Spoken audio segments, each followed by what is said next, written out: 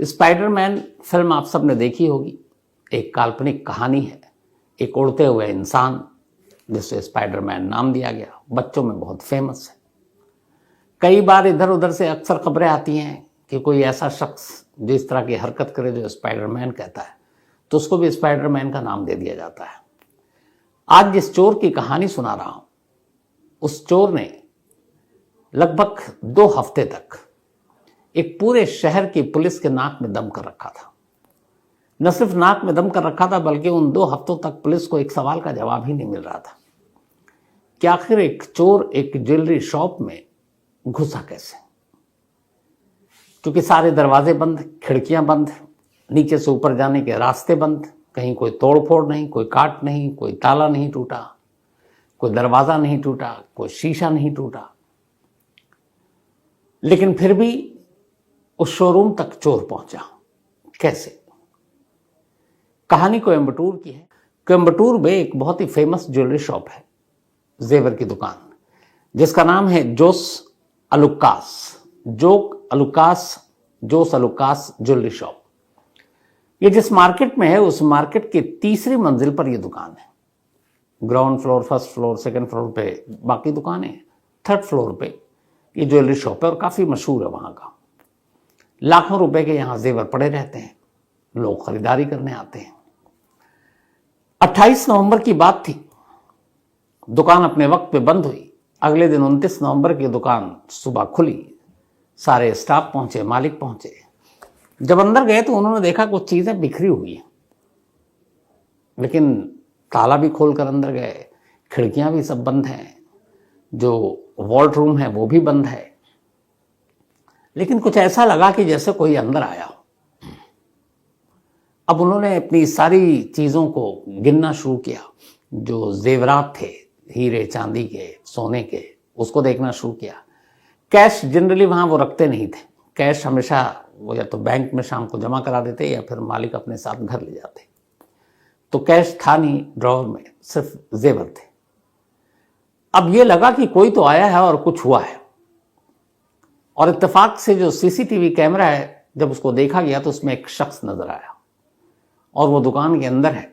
दुकान के अंदर तमाम ड्रॉवर खोलकर कैश देख रहा है, बाकी ज्वेलरी को देख रहा है, एक तरह से निहार रहा है और उसे कुछ समझ में नहीं आ रहा क्या करूं। उसके सामने करीब 40 से 50 लाख रुपए के जेवरात पड़े हुए थे उस शॉप में। आसपास कोई नहीं उसे रोकने वाला, लेकिन मालूम नहीं उसके दिमाग में क्या चल रहा था। उसने चारों तरफ देखा। पहले उसने कैश ढूंढा, मिला नहीं। इसके बाद उसने तमाम जेवर के डब्बे उठाए। वो चाहता तो उन सारे 40-50 लाख रुपए के जेवरात को उठाकर अपने साथ ले जा सकता था, लेकिन उसने ऐसा किया नहीं।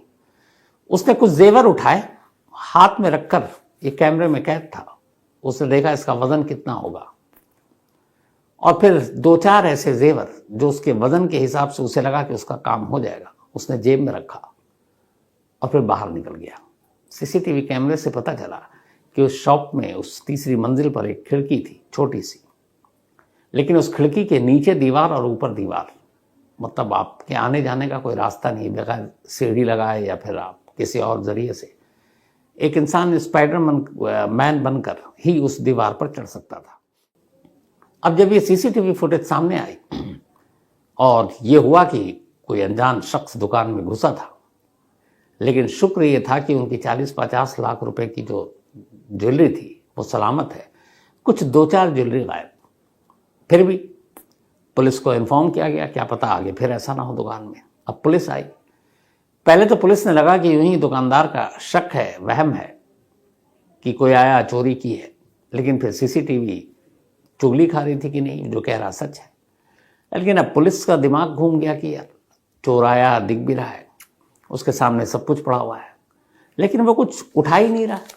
वो पता नहीं क्या ढूंढ रहा है। पहले कैश ढूंढ रहा था, क्योंकि गल्ला खोल रहा था बार बार, फिर वजन कर रहा है, और वो चाहता तो अपने जेब में ही आराम से 2-4 किलो तो रखकर ले जाता, लेकिन उसने मुश्किल से कुछ 100 ग्राम, बल्कि कुछ 100 ग्राम भी ज्यादा बोल गया, उससे भी बहुत कम वो निकालता है और जेब में रखता है और चला जाता है। अब पुलिस तफ्तीश करती है। जिस विंडो से वो आया था, उस विंडो से पुलिस ऊपर से झांकती है, 3री मंजिल से नीचे की जो गहराई वो काफ़ी ज़्यादा है, ऊंचाई ज़्यादा थी, तो कोई कूद कर भी भाग नहीं सकता, हाथ पैर टूट जाएंगे। अब पुलिस को लगा ये मसला क्या है, न कोई रस्सी न कुछ और जिसके सहारे घुसे। फिर पुलिस ने कहा कि चलो डेमो करते हैं। उन्होंने अपने हट्टे कट्टे सारे पुलिस वालों को इकट्ठा किया नीचे और कहा कि ये काम करो, तुम लोग स्पाइडरमैन बनकर दीवारों को पकड़ पकड़ कर, जैसे पहाड़ों पे लोग चलते हैं चोटियों तक जाने के लिए, लेकिन उसमें ऊबड़ खाबड़ पत्थर होते हैं, उसको आप अपना सपोर्ट के तौर पर लेकर चढ़ जाते हैं। यहाँ तो दीवार बिल्कुल चिकनी और कहीं उसमें ना कोई होल ना कोई सपोर्ट सिस्टम। तो कुछ पुलिस वालों को खड़ा किया गया डेमो के लिए कि तुम चलो नीचे से अब 3rd फ्लोर तक जाओ। कोई भी पुलिस वाला 4-5 मतलब फीट से ऊपर चल ही नहीं पाया, भ्राम से नीचे गिर गया। एक एक कर जब सब नाकाम हो गए तो फिर पुलिस को लगा ये मुमकिन कैसे है, लेकिन कैमरा गवाही दे रहा है कि ये सच है। अब पुलिस ने बाकी के सीसीटीवी फुटेज खंगालने शुरू किए। इत्तेफाक से उसमें एक चेहरा मिल गया। अब जब चेहरा मिला तो फिर पुलिस ने उस वक्त के सारे जो आसपास के मोबाइल के टावर काम कर रहे थे उनको खंगालना शुरू किया। फिर चेहरे को अलग अलग थानों में भेजा गया। जब अलग अलग थानों में भेजा गया तो पता चला कि एक थाने से खबर आई कि हाँ ये कोई क्रिमिनल तो नहीं है, ना कोई चोर है और ठीक ठाक है, इसका कोई क्रिमिनल हिस्ट्री या बैकग्राउंड भी नहीं है, लेकिन ये हमारे इलाके में रहता है और इसका नाम है विजय मुनिरत्नम। एक बड़े मशहूर साउथ के डायरेक्टर है मणिरत्नम, लेकिन ये मुनिरत्नम था।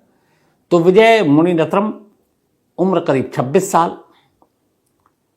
अब पुलिस ने कहा कि जो कैमरा है सीसीटीवी में उसका कदकाठी चेहरा वो मिल रहा है, लोगों को दिखाया उस मोहल्ले में, कहने लगा हाँ ये तो विजय है। अब पुलिस विजय का घर ढूंढते ढूंढते उसके घर पहुंची। इत्तेफाक से घर में उसकी बीवी और एक 7 महीने की बच्ची थी। पुलिस ने घर की तलाशी ली। वो जो 4-5 गहने गायब हुए थे वो विजय के घर से बरामद हो गए, उसकी बीवी के पास से। अब चोरी का माल बरामद, बीवी को पुलिस थाने ले आई क्योंकि चोरी का माल था उसके पास। अब थाने लाने के बाद फिर कोर्ट में पेश किया और उसको जुडिशियल कस्टडी में जेल भेज दिया गया। अब बाप फरार है, माँ अकेली है, 7 महीने का बच्चा है, बच्चा किसके पास रहे? माँ ने कहा ये मेरे साथ रहेगा। तो 7 महीने का बच्चा भी बिना कसूर के अपनी माँ के साथ जेल पहुंच गया। अब इधर पुलिस विजय की तलाश कर रही है। अब विजय और पुलिस के बीच में लुका छुपी का खेल शुरू होता है और ये खेल अगले 14 दिनों तक जारी रहता है। इन 14 दिनों में 2-4 ऐसे मौके आते हैं जब विजय फिर से स्पाइडरमैन बनता है। पुलिस को पता चलता है कि विजय उसी इलाके के एक जंगल है, वहां पर उन जंगलों में कहीं छुपा हुआ है। पुलिस की एक टीम, किसी चश्मदीद ने बताया, उस जंगल तक जाती है। विजय वहां मौजूद था लेकिन वो पुलिस की आंखों में चकमा देकर निकल लेता है। अब पुलिस धीरे धीरे उसके रिश्तेदारों की एक लिस्ट बनाती है, उन सारे लोगों के फ़ोन नंबर और सारी चीज़ें निकालती है। अब सब पे नज़र रखी जा रही है। तो अचानक एक मुखबिर खबर देता है कि वो अपने कज़न के घर पर है। पुलिस की टीम कज़न के घर पर पहुंचती है, लेकिन जब तक वो अंदर जाती विजय को पता चल गया 15 फीट की दीवार, पुलिस दूसरी तरफ उस दीवार के को फांद कर ही वो बच सकता था। 15 फीट की दीवार स्पाइडरमैन की तरह चढ़कर विजय वहां से कूदा दूसरी तरफ और भाग गया। तो ऐसे 2-4 मौके आते गए, विजय भागता गया। अब पुलिस परेशान। इस बीच में जितने भी रिलेटिव थे सबके फोन और उसके दोस्तों के फोन नंबर पुलिस ने लेकर सर्विलांस पे लगा दिया कि ये फर्स्ट टाइमर है, क्रिमिनल बैकग्राउंड है नहीं, शायद उसके पास इतने पैसे नहीं है, तो वो कब तक भागेगा, कभी ना कभी कांटेक्ट तो करेगा। अब बीवी चूंकि जेल में है, बाकी रिश्तेदारी और दोस्त बसते हैं, तो उन सब के मोबाइल को पुलिस ने एक तो सर्विलांस पे लगाया और धमकी भी दी कि अगर वो कांटेक्ट करे तो बताना। अब वक्त बीतता गया, इधर विजय ने फोन ही नहीं किया। जो उसका अपना फोन था उसका लोकेशन जंगल दिखा रहा था। जब पुलिस की टीम वहां सर्च करती है तो उसका फोन टूटा फूटा जंगल में पड़ा हुआ था। इसका मतलब यह था कि विजय को यह पता था कि फोन के जरिए पुलिस उस तक पहुंच सकती है। अब पुलिस ने 8-10 टीमें बना दी, करीब 40 से 45 लोग विजय की गिरफ्तारी के लिए। विजय को इधर उधर ढूंढा जा रहा है, लेकिन विजय हाथ नहीं आ रहा। दिन बीतते गए। एक रोज अचानक पुलिस को पता चला कि विजय के एक रिश्तेदार के पास एक फ़ोन आया और उस फ़ोन का जब लोकेशन देखा गया तो पता चला कि चेन्नई के मरीना बीच से ये फ़ोन आया। कोयम्बटूर पुलिस ने फ़ौरन चेन्नई पुलिस को कांटेक्ट किया और साफ लोकेशन था, उन्होंने बताया वहाँ जाओ और ये इस नंबर से, और ये मरीना बीच का है, ये वहीं है। चेन्नई पुलिस की टीम फ़ौरन, एक तो बीच पे ऑलरेडी भी पुलिस रहती है, उनको इन्फॉर्म मिलता है, वो अगले कुछ मिनट में वहाँ पहुँच जाती है। वो जाती है तो ये नंबर और जो लोकेशन था पता चला वो एक गोलगप्पे वाले का जो पानी पूरी बेचता है। पुलिस की टीम ने कहा कि इस नंबर से कॉल किया। उसने कहा साहब एक शख्स आया था, काले कपड़े पहने हुआ था, उसने कहा कि उसके मोबाइल की बैटरी ख़त्म हो गई है, उसको घर पर अर्जेंट बात करनी है। मैंने भी इंसानियत के नाते फ़ोन दे दिया। अब पुलिस को यह मालूम था कि ये यहीं कहीं पे है। उन्होंने बताया कि भाई यहाँ से तो निकल गया। कुछ घंटे के बाद एक और रिश्तेदार के पास फ़ोन आया। अब इस बार चेन्नई में एक दूसरा लोकेशन था। फ़ौरन चेन्नई पुलिस को फिर अलर्ट किया गया कि इस लोकेशन पे जाओ। पुलिस वहाँ पहुँचती है तो जिस बंदे के फ़ोन से फ़ोन आया था उसको पुलिस उस तक पहुँची, पूछा। उसने कहा साहब मैं तो गुजर रहा था, राहगीर हूँ। एक नौजवान आया, काले कपड़े पहने हुआ था, और उसने कहा कि मुझे एक अर्जेंट बात करनी है, अगर आप मुझे कॉल करने की इजाज़त दे दें। मेरे सामने उसने फ़ोन मिलाया, बात की और मुझे फिर फ़ोन वापस करके चला गया। थोड़ी देर के बाद ये भी यहाँ से भी हाथ से निकल गया। एक तीसरे नंबर से फिर वो अपने एक दूसरे दोस्त को फ़ोन करता है, कहता है यार मैं परेशान हूँ और ये है वो है, और मैं जल्दी एक परमानेंट नंबर लेकर फिर तुमको बात करूँगा, लेकिन घबराना नहीं। और वो अपनी बीवी और बच्चे के बारे में जानकारी ले रहा था। चेन्नई पुलिस को तीसरी बार अलर्ट किया गया। पता चला कि एक और इलाके में एक और राहगीर था जिसका वो नंबर था। पुलिस उस राहगीर तक पहुंची, उसने भी वही कहानी सुनाई कि मैं गुजर रहा था, रास्ते में था, एक शख्स आया, काले कपड़े पहना था, उसने मोबाइल मांगा, मैंने दे दिया, इंसानियत के नाते बात करके चला गया। वहां पे भी वो हाथ नहीं आया, वो दिन भी निकल गया। अब ये तो इतना था कि पुलिस को लगा कि ये चेन्नई में ही कहीं, लेकिन नेक्स्ट डे फिर एक फ़ोन आया और इस बार चेन्नई की जगह पे कोयम्बटूर का ही कॉल, कोयम्बटूर से ही, और एक और रिश्तेदार के पास। सबको एक एक बार ही वो फ़ोन कर रहा था, मतलब वो पुलिस से एक कदम आगे चल रहा था। अब पुलिस ने देखा ये तो कोयम्बटूर में है। फ़ौरन जिस लोकेशन से ये फ़ोन आया वहाँ टीम को अलर्ट किया गया। वहाँ गए तो पता चला कोई अजनबी शख्स किसी बस अड्डे पर था और उससे एक शख्स आया काले कपड़े में, उसने फ़ोन मांगा, एक अर्जेंट बात करनी है, रिक्वेस्ट की, उसने उसको दे दिया, बात करके वो निकल गया। इस तरह से उसने 10-12 कॉल किए, हर कॉल उसने किसी न किसी अजनबी के फ़ोन को लेकर किया। अब जब ये कॉल आ रही थी तो चूंकि ऑलरेडी सर्विलांस पे था, पुलिस सुन रही थी, तो कुछ बातचीत से ये पता चला कि अब ये बार बार कितने लोगों से फ़ोन मांगेगा। तो ये एक फ़ोन खरीदना था इसे और एक नंबर लेना था। पुलिस को लगा कि अब ये कोयम्बटूर में कहीं ना कहीं सिम लेने तो ज़रूर जाएगा। अब ये बड़ा चुनौती भरा काम था। पुलिस ने अपना नेटवर्क लगाया और कोयम्बटूर में जो भी सिम बेचते थे उन जगहों पर पुलिस की टीम को भेजा, बोला जाओ और देखो यहाँ कोई एक सिम ज़रूर खरीदने आएगा। और जो बाकी जहाँ जहाँ पुलिस नहीं पहुँच पाई वहाँ के तमाम लोगों को कांटेक्ट करके बताया गया कि आप सिम देना तो पूरी डिटेल लेना, और इस हुलिये का अगर कोई आए तो पुलिस को इन्फॉर्म करना और उसके जो भी आईडी कार्ड है वो मांगना। 14वां दिन था ये चोरी के बाद का। कोयम्बटूर के एक सिम शॉप में पुलिस की टीम वहाँ बैठी हुई थी, दुकानदार बन के।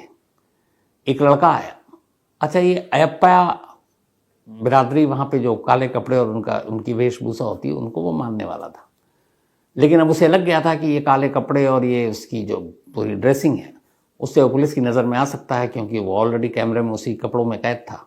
तो उसने अपना हुलिया बदल लिया, वो अब जीन्स और टी शर्ट में आ गया था। और उसके बाद वो पहुंचता है कोयम्बटूर के एक सिम शॉप में। वहाँ जाकर वो मोबाइल शॉप में सिम खरीदता है। सिम जैसे ही खरीदता और वो अपना नाम बताता है, पुलिस वाला जो है उसी शॉप में बैठा हुआ था, फ़ौरन उसे दबोच लेता है। ज़्यादा मेहनत करनी नहीं पड़ती, थोड़ी देर में वो बता देता है कि हाँ वही विजय है मुनिरत्नम। अब उसको लेकर फिर पुलिस की टीम उस थाने में पहुंचती है जहाँ का ये केस था। इसमें तमाम आला अफसर इन्वॉल्व थे। मामला इसलिए बड़ा था कि कोई एक ज्वेलरी शॉप में और एक ऐसा शख्स जिसने सारी सुरक्षा की चीज़ें थी उसको दरकिनार कर दीवार के सहारे घुस गया था, मतलब स्पाइडरमैन बनकर। तो लोकल न्यूज़पेपर में स्पाइडरमैन की डेली खबरें छप रही थी, गिरफ्तार नहीं हो रहा था, पुलिस के ऊपर प्रेशर था। अब पुलिस ने उस स्पाइडरमैन चोर को पकड़ लिया। पकड़ने के बाद अब उससे पूछताछ शुरू हुई।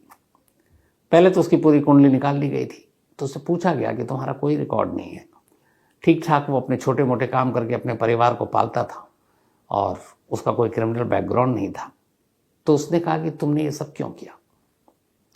जब उसने पूरी वजह बताई तो पुलिस वाले एक बार फिर हैरान हो गए। अब तक तो वो उसके चोरी के तरीके से ही हैरान थे कि एक शख्स 3 मंजिल तक कैसे पहुंच सकता है रेंगता हुआ, लेकिन जो चोरी की वजह थी वो उससे भी ज्यादा हैरान करने वाली थी। उसने कहा साहब मैं 1 लाख रुपए मुझे चाहिए थे। मैंने एक छोटा सा जमीन का टुकड़ा खरीदा था ताकि अपनी बीवी और बच्ची के लिए वहां एक छोटा सा घर बनाऊं और किराए के पैसे बचे, तो मैंने उसको खरीदा, लेकिन कुछ पैसे दे दिए, 1 लाख रुपए कम पड़ रहे थे। मैंने बहुत सारे लोगों से मांगे, किसी ने मेरी मदद नहीं की। मैं कुछ गलत काम करना नहीं चाहता था।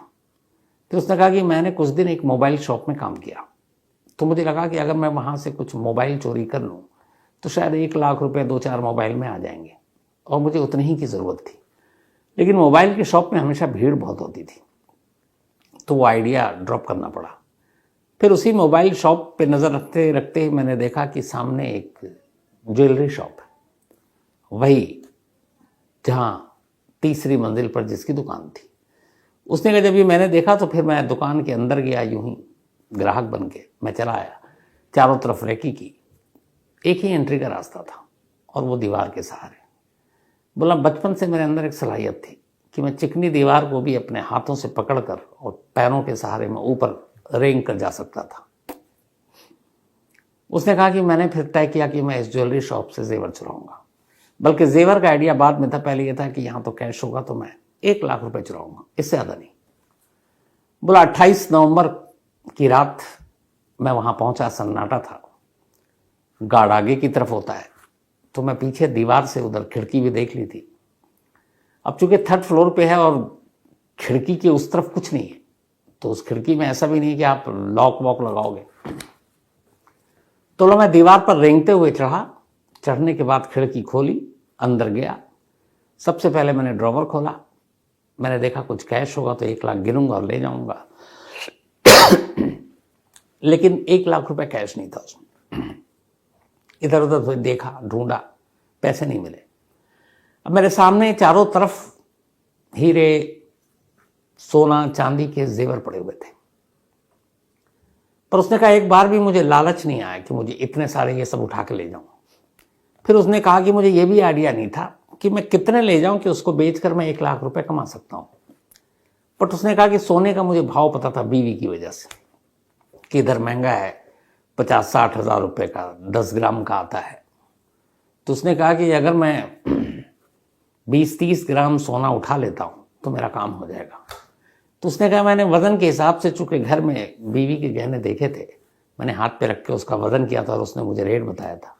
तो उसको देखने के बाद मुझे लगा कि ये 3-4 जो हैं, इसमें 1 लाख रुपए कम नहीं पड़ेगा, 1 लाख से कुछ ऊपर ही आ जाएगा, और मैं ये चाहता था कि 1 लाख से कम ना हो। तो बस मैंने अपनी जो ज़रूरत थी मेरी, उस ज़रूरत के हिसाब से मैंने 3-4 जेवर उठाए, जेब में रखा और चला गया। मुझे ज़्यादा नहीं चाहिए था। अब ये सुनकर पुलिस वाला ये सोच रहा था, जितने भी पुलिस वाले, कि यार कानून कहता है कि इसको अंदर कर दो क्योंकि इसने चोरी तो की है, लेकिन इंसानियत कहता है कि इसकी ज़रूरत थी, उसने सिर्फ अपने ज़रूरत के हिसाब से ही चोरी की। लेकिन कानून की नज़र में इंसानियत तो चलती नहीं है। जो जुर्म है वो जुर्म है और हर जुर्म की एक सज़ा है। तो पुलिस वालों ने फिर उसके साथ बड़ा अच्छा बर्ताव किया, दोनों वजह से। एक, उसकी इस कलाकारी स्पाइडरमैन, और दूसरी उसकी इस नेक नियति और ईमानदारी कि उसे जितनी ज़रूरत थी और उसने लोगों से मांगा उतने ही उसने उठाए, वरना वो पूरा दुकान लूट सकता था 40-50 लाख रुपए, और फिर पूरे कोयम्बटूर पुलिस की भद पिट जाती कि इतनी बड़ी रॉबरी हो गई। इसके बाद पुलिस ने कहा कि अच्छा अब भी यकीन नहीं है कि तुम इस दुकान में ऐसे गए हो, कोई और रास्ता? तो उसने कहा नहीं, ऐसे ही गया था। फिर बाद में पुलिस ने उससे उसी दीवार पर ले जाकर कहा अब तुम डेमो दो। जो पुलिस वाले 3-4 फीट ऊपर तक नहीं रेंग पाए, गिर गए, उन्हीं पुलिस वालों के सामने वो तीसरी मंजिल तक दोबारा चढ़ा, उसी तरह स्पाइडरमैन बनकर। सब कुछ अब साबित हो गया था। पुलिस ने फिर उसे अरेस्ट किया, जेल भेज दिया, और अभी जो खबर है शायद उसको जमानत मिल गई है। उसकी वाइफ और बेटी को पहले ही जमानत मिल गई है। तो ये वो कहानी थी स्पाइडरमैन, जो एक तो तरीका और दूसरा मकसद। तो एक इसको ये भी कह सकते हैं कि ईमानदार चोर, कि मुझे जितनी ज़रूरत है मैं उतनी ही चुराऊंगा। ये किस्से कहानियों में सुनने को मिलता था, लेकिन आज ये रियल स्टोरी है। कानून की किताब में, FIR में सब दर्ज है, कोयम्बटूर पुलिस में। तो ये वो स्पाइडरमैन जिसका नाम विजय। तो ये थी आज की कहानी। करवा चौथ के दिन हर पत्नी अपने पति की लंबी उम्र के लिए व्रत रखती है, पूजा करती है, फिर चांद देखकर व्रत तोड़ती है। 1 नवंबर की रात गुजर गई, 2 नवंबर की तारीख शुरू हुई। 2 नवंबर की सुबह सुबह बागपत इलाके में, बागपत के पास एक गांव है और उस गांव में एक शमशान है। उस शमशान के बाहर एक सूटकेस पड़ा था।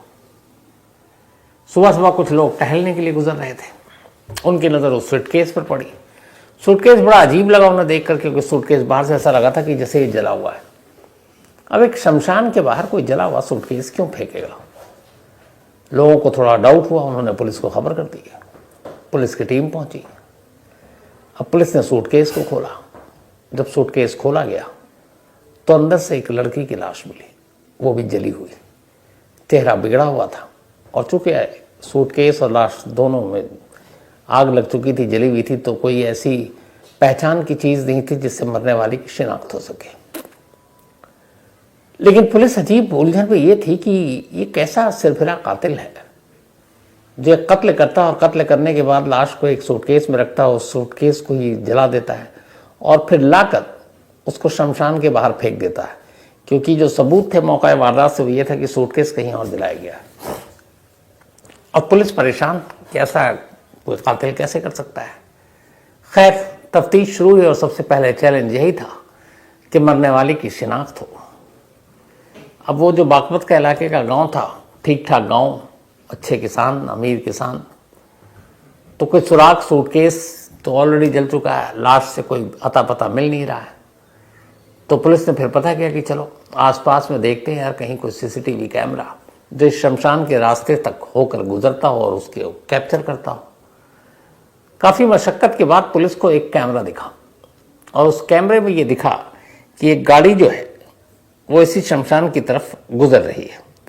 और जो टाइमिंग थी, क्योंकि पुलिस को ये था कि रात के वक्त किसी ने ये फेंका है, तो वो सुबह सुबह और रात और सुबह के बीच में वो गाड़ी गुजर रही थी, मतलब अजीब टाइम पर। तो ये एक स्विफ्ट डिज़ायर कार थी। नसीब से उस CCTV कैमरे में उस कार का नंबर प्लेट भी कैद हो गया था।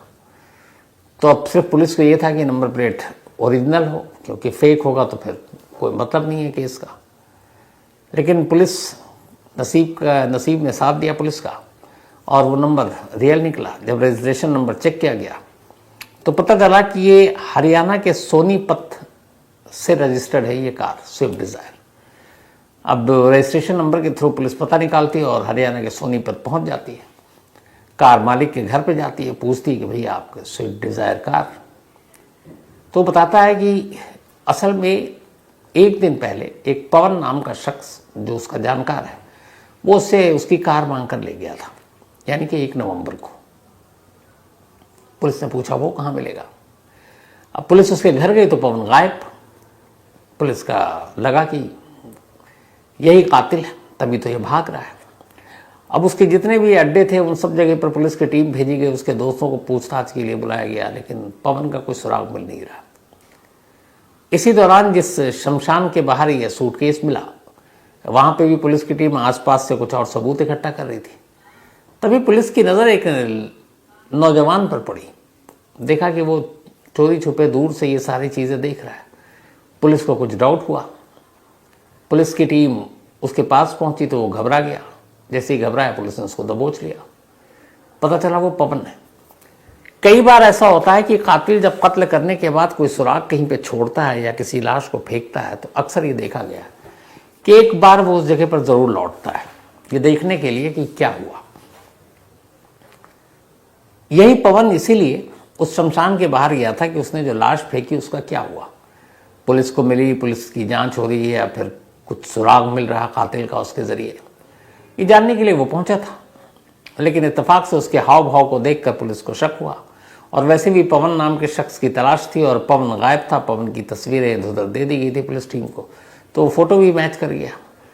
अब पवन को ले जाकर पुलिस ने पूछताछ शुरू की।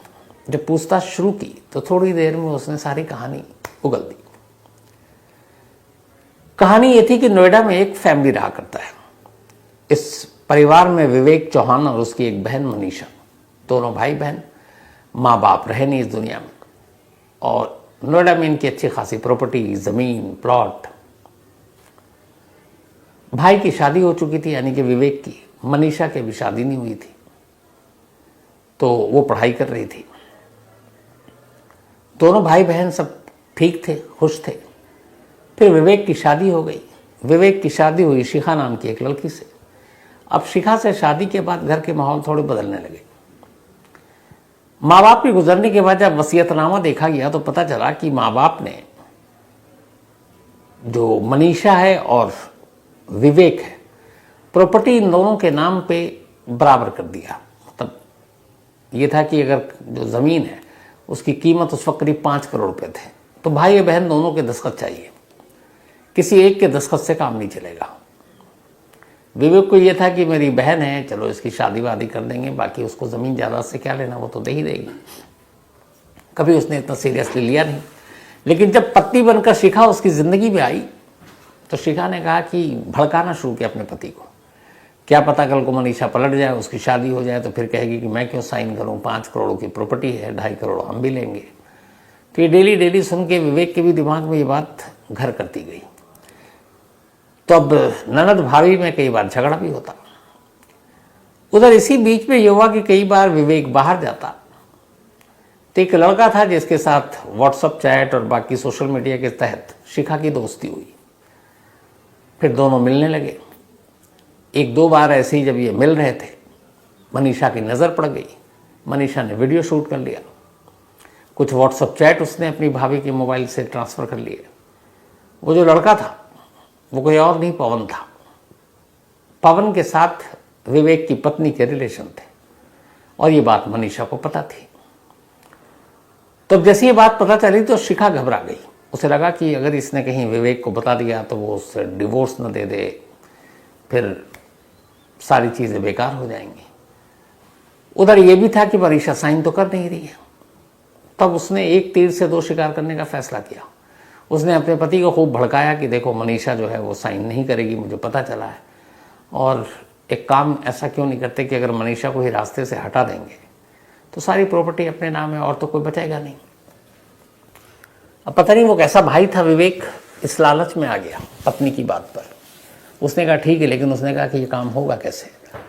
तब फिर शिखा ने कहा कि मैं एक लड़के को जानती हूँ और वो इसमें हमारी मदद करेगा। फिर उसने उससे मिलाया और वो पवन था जो शिखा का बॉयफ्रेंड। अब इसके बाद कई मीटिंग हुई, डिसाइड हुआ कैसे मारना है, क्या करना है। फिर तारीख तय हुई 1 नवंबर, करवा चौथ का दिन। शिखा ने अपने पति की लंबी उम्र के लिए व्रत रखा था। करवा चौथ रात को व्रत तोड़ने के बाद घर में खाना वाना बना था, तो उसने पवन को भी घर पे बुला लिया। दोनों भाई बहन, मतलब पति पत्नी ने। पवन भी आया, मनीषा भी घर पे थी। इन लोगों ने खाना खाया। इत्तेफाक से मनीषा के खाने में इन लोगों ने कुछ नशीली चीज़ मिला दी। खाना खाते ही मनीषा बेहोश हो गई। जब बेहोश हुई तो भाई, भाभी और पवन ने मिलकर उसका गला दबाया, उसे मार डाला। मारने के बाद अब लाश को एक बड़े से सूटकेस में डाला। सूटकेस में डालने के बाद उन्होंने पवन से पहले गाड़ी मंगा ली थी, वो अपने एक साथी से लेकर आया था। स्विफ्ट डिज़ायर गाड़ी में उस लाश को डाली। अब उनको ये था कि नोएडा के आसपास फेंकेंगे तो ये लाश की शिनाख्त हो जाएगी, तो पुलिस उन तक पहुंच जाएगी। तो इतनी दूर फेंको कि पहचान ना पाए, और ऐसे फेंको कि कोई चेहरा भी ना पहचान पाए। तो इसके बाद ये नोएडा से निकलते हैं और एक कार में लाश रखकर बागपत तक पहुंच जाते हैं। बागपत जब पहुंच रहे हैं, रात को इधर उधर भटक रहे, लाश कहाँ फेंके, तभी इन्होंने देखा कि गांव के बाहर एक सुनसान शमशान। उन्हें लगा आसपास दूर दूर तक कोई नहीं, क्योंकि शमशान वैसे भी बस्तियों से दूर होता है। उन्हें लगा ये सही जगह है। उन्होंने ठीक शमशान के बाहर बैग को उतारा, उस पर पेट्रोल डाला, धू धू करके जलने लगा। उन्हें लगा कि अब काम हो गया, और फिर वो गाड़ी में बैठ वहाँ से निकल ली। लेकिन नीचे की मिट्टी गीली थी, इसलिए पूरी तरह से लाश चली नहीं थी। वो पता चल गया बाद में कि एक लड़की की लाश। उसके बाद ये सभी घर लौट आए। बस एक चूक हो गई, इन्हें नहीं मालूम था कि सीसीटीवी कैमरा इन्हें देख रहा है, और उसी कैमरे से एक कार और फिर कार का नंबर और उस नंबर के थ्रू कातिल सभी पकड़े गए। करवा चौथ के दिन एक भाई अपनी बहन का कत्ल करता है, अपनी ही पत्नी और एक पत्नी के आशिक के साथ मिलकर। सोचिए क्या त्यौहार, कैसा दिन और कैसा खून। इसीलिए बार बार कहता हूँ, रिश्ते और रिश्तों का खून कोई बचा नहीं है।